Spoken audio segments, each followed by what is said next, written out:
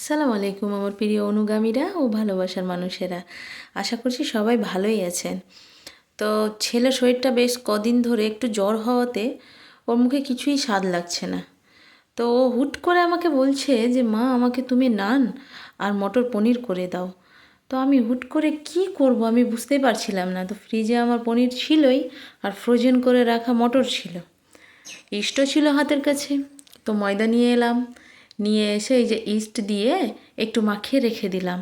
ও যদি আগে বলতো তাহলে আমি ম্যারিনেট করে কিছুক্ষণ রেখে দিলে মানে আমার ময়দা যে মেখে আমি রাখবো সেটা একদম ফুলে উঠে যেত। তো এখন তো ওটা কোনো উপায় নেই। তো যাই হোক, আমি এখানে মটর বের করলাম, মটরগুলোকে আমি একটু সেদ্ধ করে নিব। তো ফ্রোজেন করা ছিল, কিন্তু এটা কিন্তু সেদ্ধ করেও রাখা যায়। ফ্রোজেন যদি আপনারা করতে চান তাহলে সেদ্ধ মটরকেও আপনারা ফ্রোজেন করে রাখতে পারেন, কোনো সমস্যা নেই। কিন্তু আমি কাঁচাই রেখেছিলাম, বেশ ভালো হয়েই আছে, কোনো কিচ্ছু হয়নি। তো ওখানে আমি মটরগুলোকে সেদ্ধ করে নিয়েছি। এখানে পেঁয়াজ কুচি, টমেটো কুচি, রসুন, কাঁচা লঙ্কা, একটু সামান্য আদা, সবগুলোকে দিয়ে আমি এখানে তেলে একটু হালকা হালকা করে ফ্রাই করে ভেজে তুলব। তো এবারে আমার এখানে ভাজা হয়ে গেলেই আমি মিক্সিতে এটা একটা পেস্ট বানিয়ে নিব। তো মানে এটা একটু ভেজে নিলে কাঁচা গন্ধটা থাকে না। মানে টমেটোর একটা আলাদা গন্ধ থাকে, পেঁয়াজের একটা আলাদা গন্ধ থাকে। তো এটা ভেজে যদি আমি বাটি তাহলে ওটা গন্ধটা থাকে না। তো এখানে আমি পনিরগুলোকে কেটে নিয়েছি। তো আমি ফ্রাই প্যানে আপনার বাটার দিয়ে আমি পনিরগুলোকে ভেজে তুলবো হালকা হালকা করে।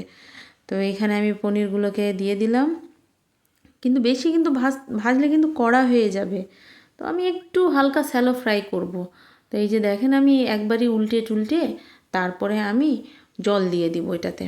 মানে এটাকে তুলে আপনারা এক্সট্রা বাটিতেও জল দিতে পারেন, কিন্তু আমি এখানেই দিয়ে দিই, মানে জল শুদ্ধ আমি মটরে দিয়ে দিই। তো আমি এখানে জল দিয়ে দিলাম। তো এখানে আমার মশলা আমি রেডি করে নিব, এবার বেটে নিব। ওখানেই ওই কড়াইতেই আমি তেল দিব, তারপরে হচ্ছে আপনার তেজপাতা তেজপাতা, তারপরে এলাচ, দালচিনি, যা যা গোটা মশলাগুলো থাকে দিয়ে দিবেন। তো আমার দিয়ে একটু ভেজে নিয়ে আমি এবার পেস্ট যেটা করে রেখেছিলাম সব কিছু ভাজা মশলা আমি সেটা দিয়ে দিব। তো দিয়ে আমি বেশ কিছুক্ষণ ধরে নাড়াচাড়া করব। যখন মশলা নিজের তেল ছেড়ে দিবে তখন কিন্তু আমি সেই মটরগুলোকে কিন্তু দিয়ে দিব। সব রকম মশলা কিন্তু দিয়ে দিবেন, লবণ, হলুদ যা লাগে আপনার সব কিছু। কিন্তু আমি এখানে হলুদ গুঁড়া ব্যবহার করব না। একটা বাটিতে আপনার হলুদ, তারপরে হচ্ছে মরিচ গুঁড়া, জিরা গুঁড়া, ধনে গুঁড়া সব কিছু এক জায়গাতে দিয়ে আপনার একটু জল দিয়ে পাতলা করে আমি একটা ব্যাটারের মতো বানিয়ে নিব। এই যে দেখেন আমি একটু জল দিলাম সামান্য পরিমাণে, একে গুলিয়ে নিব। এখানে কিন্তু আমার মশলা কষানো চলছেই। তো আমি এখানে এবার মশলাটিকে দিয়ে দেবো যেটা গুলিয়ে রাখলাম। তো এবার তারপরে আবার আমি নাড়াচাড়া করে আমি মশলাটাকে কষাতে লাগবো। কষানো মোটামুটি হয়ে এলেই আপনারা মটর যেটি সেদ্ধ করা রাখা ছিল সেগুলোকে দিয়ে আবার বেশ কিছুক্ষণ ধরে কষাতে হবে।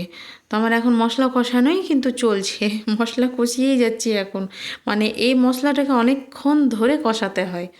তো আমি কিন্তু মশলা কষিয়েই যাচ্ছি। এবার আমি সেদ্ধ মটরগুলোকে দিয়ে দিব, দিয়ে বেশ কিছুক্ষণ আমি কষাবো। তাই তো আমার কষানো মোটামুটি হয়ে গেলেই আপনার মানে মশলাটাকে এতটাই বেশি কষাতে হবে যেন কোনো ওর মানে মশলার কোনো ফ্লেভারই না থাকে, মানে আসে কিন্তু কাঁচা গন্ধ ভাব যেটা থাকে সেটা যেন না থাকে। তো আমার এখানে কষানো শেষ, আমি সামান্য একটু জল দিয়ে দিব।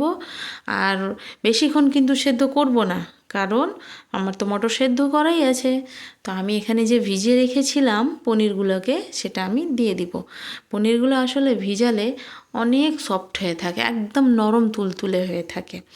তো আমার এখানে একটু দিয়ে একটু কিছুক্ষণ আমি ফুটিয়ে নিব। তারপরে এই যে ধনেপাতা কুচি দিয়ে আমি নামিয়ে নিব। কিন্তু দেখতে বেশ ভালো হয়েছে, খেতেও অনেক ভালো হয়েছিল।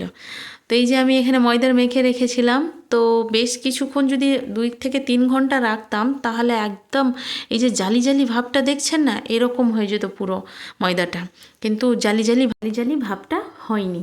তো আমি এখানে রুটিটাকে বেলে নিয়েছি, নানটাকে বেলে নিয়েছি। আমি একবারে জল লাগিয়ে দিব, দিয়ে আপনার সাদা তিল দিয়ে আমি তাওয়াতে এপিট ওপিট করে লাল করে নিয়ে বাটার দিয়ে সার্ভ করব। তো কেমন হয়েছে আমার ভিডিওটা? যদি ভালো লেগে থাকে তো লাইক কমেন্ট ও শেয়ার করবেন। আল্লাহ হাফিজ।